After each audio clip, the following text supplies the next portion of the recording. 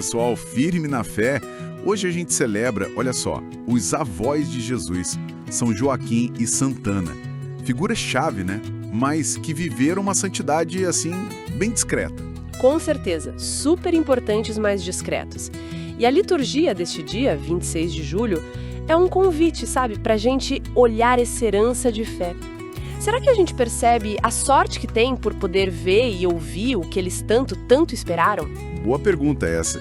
Então, nosso papo hoje vai ser justamente isso. Dar uma mergulhada assim nas leituras da missa para sacar o valor dessa herança deixada por gente como Joaquim e Ana. E também o privilégio, né, que é conhecer Cristo de perto. A liturgia vai ser nosso mapa hoje. Isso aí. Vamos começar com a primeira leitura?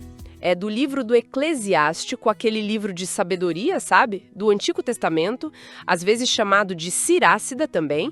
O capítulo 44, ele elogia os homens de misericórdia, tipo nossos antepassados na fé. E o ponto central ali, eu acho, é que a herança deles não é grana, não é fama que passa logo. O texto é claro. Seus gestos de bondade não serão esquecidos. E a melhor herança, olha que forte, seus próprios netos. Isso conecta direto, né, com Joaquim e Ana, que nos deram Maria e por ela Jesus. Exato. É um legado de fé, de retidão, de esperança vivida ali no dia a dia mesmo. São virtudes que a gente não vê, né, mas que são poderosas, abençoam gerações. A leitura chega a dizer que sua glória jamais se apagará. Dá para imaginar a fé silenciosa deles, preparando o terreno para o sim de Maria. É uma conexão muito forte. Nossa, e essa ideia do lar como lugar de passar a fé, isso é tão central que o Catecismo da Igreja Católica, lá no número 2223, para quem quiser conferir, chama a família de igreja doméstica. É o primeiro lugar onde se aprende a ternura, o perdão, o respeito. Uhum. Mesmo sem ter os detalhes históricos dos evangelhos que a gente conhece, dá para imaginar Joaquim e Ana vivendo isso, né? Sem dúvida. E essa fidelidade de Deus, que honra a fé dos justos como eles, aparece de um jeito lindo no Salmo responsorial. É o Salmo 131, ou 132, dependendo da Bíblia. O foco aqui é a promessa firme de Deus a Davi, que um descendente dele reinaria para sempre. E aquele refrão que a gente canta na missa, o Senhor vai dar-lhe o trono de seu pai, o rei Davi. Nossa, é potente demais. Ele liga essa promessa lá de trás diretamente a Jesus, neto de Joaquim e Ana. Ele é o rei Messias que todo mundo esperava. Mostra como Deus cumpre o que promete. Mesmo que leve tempo, né? Mesmo que passe por gerações. Isso. O Salmo expressa essa confiança total, sabe? De Davi farei brotar um forte herdeiro. Sobre ele brilhará a minha coroa.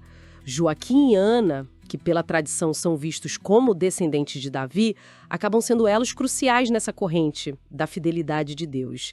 Eles viveram na expectativa disso.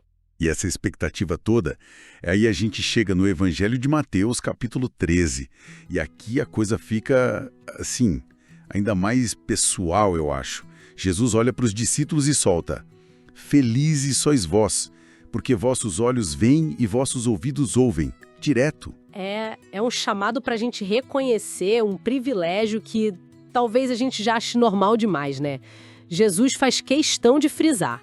Muitos profetas e justos desejaram ver o que vedes e não viram, desejaram ouvir o que ouvis e não ouviram.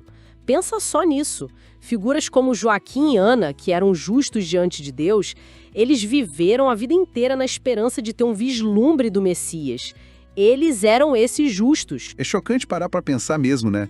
Eles prepararam todo o caminho com a fé deles, com a vida correta, mas não viram o rosto de Jesus como os discípulos viram.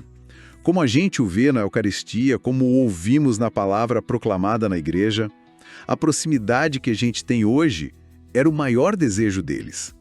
Isso muda tudo, muda a perspectiva sobre ir à missa, sobre ler o Evangelho no dia a dia. Exatamente. Amarrando tudo isso, o Eclesiástico valoriza essa herança de fé dos justos, como Joaquim e Ana.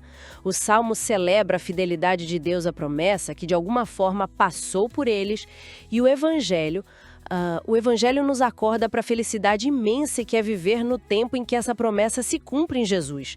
Joaquim e Ana são como que a ponte silenciosa, mas essencial, entre a promessa e a realidade que a gente vive. Então, tá.